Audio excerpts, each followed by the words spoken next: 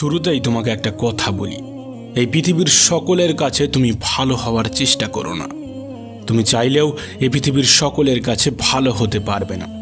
আজ পর্যন্ত কেউ তা পারেনি, আর তুমিও পারবে না। যদি সৎ হতে হয়, যদি ভালো হতেই হয়, তাহলে নিজের কাছে হও, নিজের পিতামাতার কাছে হও। কিছু কিছু জিনিস, কিছু কিছু আদর্শ মেনে চলা উচিত। তার মধ্যে একটি আদর্শ হলো বন্ধুদের সাথে কখনো বিশ্বাসঘাতকতা করবে না। শুধু তাই নয়, বিশ্বাসঘাতকের সাথেও কখনো বন্ধুত্ব করবে না। নিজের মধ্যে একটা জিনিস থাকা খুবই প্রয়োজন, খুবই জরুরি, আর তা হলো সৎ সাহস। যদি ভুলকে ভুল এবং ঠিককে ঠিক বলার সাহস তোমার মধ্যে না থাকে, তাহলে তোমার মধ্যে সৎ সাহস এবং ক্ষমতা কোনোটাই নেই।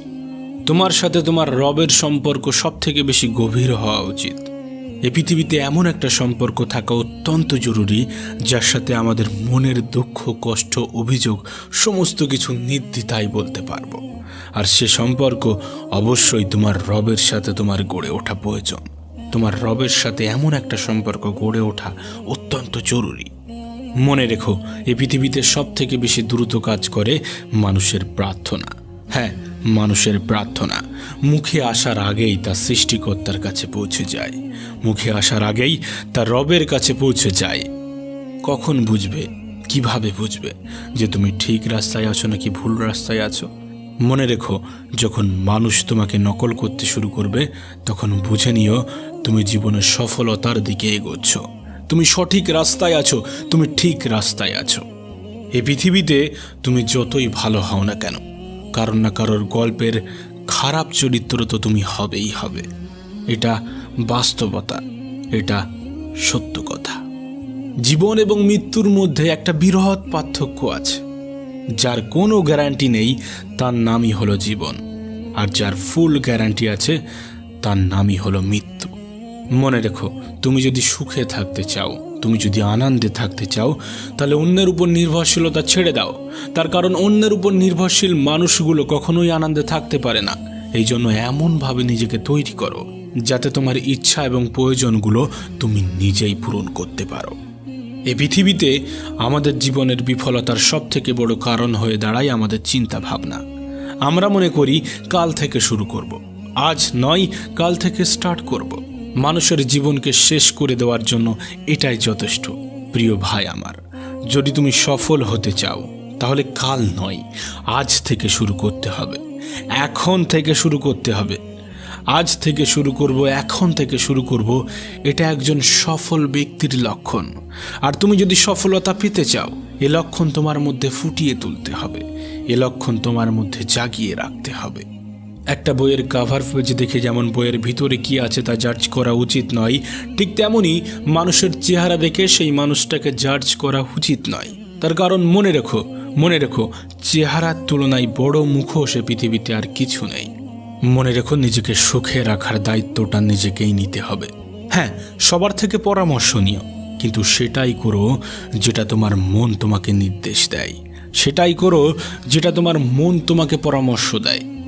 এ পৃথিবীতে সফল ব্যক্তিরা কখনো ভাগ্যের উপর নির্ভর করেনি। তাই তুমি যদি সফল হতে চাও, তাহলে ভাগ্যের উপর নয়, পরিশ্রমের উপর নির্ভর করতে শুরু করো।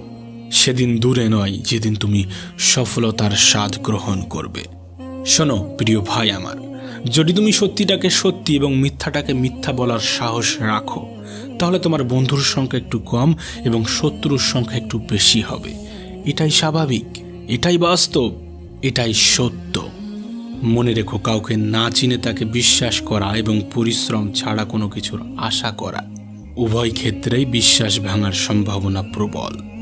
তোমাকে আগেও বলেছি, এখনও বলছি, সকলের মন জয় করতে চেও না। অপরকে ইমপ্রেস করার কোনো প্রয়োজন নেই, বরং নিজেকে নিজে ইমপ্রুভমেন্ট করতে থাকো। মানুষ নিজে থেকেই ইমপ্রেস হয়ে যাবে।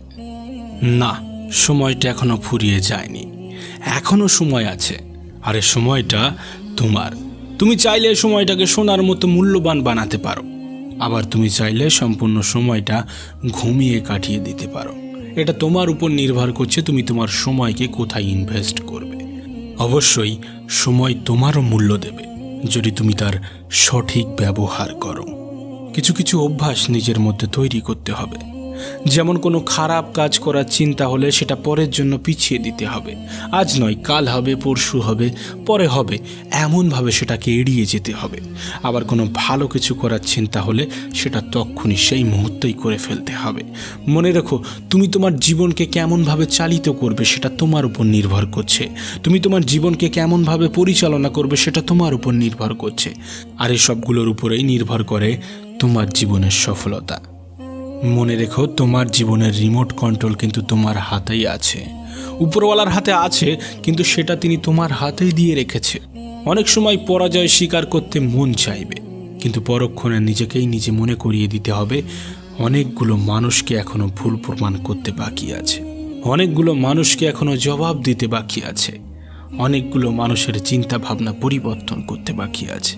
এ পৃথিবীকে অনেক কিছু দেখানোর বাকি আছে। হ্যাঁ, নিজেকেই নিজে মোটিভেট করতে হবে। এ সমাজটা একটু অন্যরকম, এ সমাজের মানুষগুলো একটু অন্যরকম। সময়টা এমন হয়ে গিয়েছে, সমাজটা এমন হয়ে গিয়েছে যে একজন মানুষের সরলতা অন্যরা বোকামি বলে মনে করে। তুমি কিন্তু আলাদা, তোমার চিন্তা ভাবনা কিন্তু আলাদা। সেই সকল মানুষ যারা নেগেটিভ চিন্তা রাখে তাদের থেকে নিজেকে আলাদা রাখার চেষ্টা করতে হবে। এছাড়াও আরও দু একটা জিনিসের উপরে তোমার ধ্যান রাখতে হবে। যেমন অহংকার। অহংকার খুবই বাজে একটা জিনিস। মানুষের পতনের সব থেকে বড় কারণ হয়ে দাঁড়ায় এই অহংকার।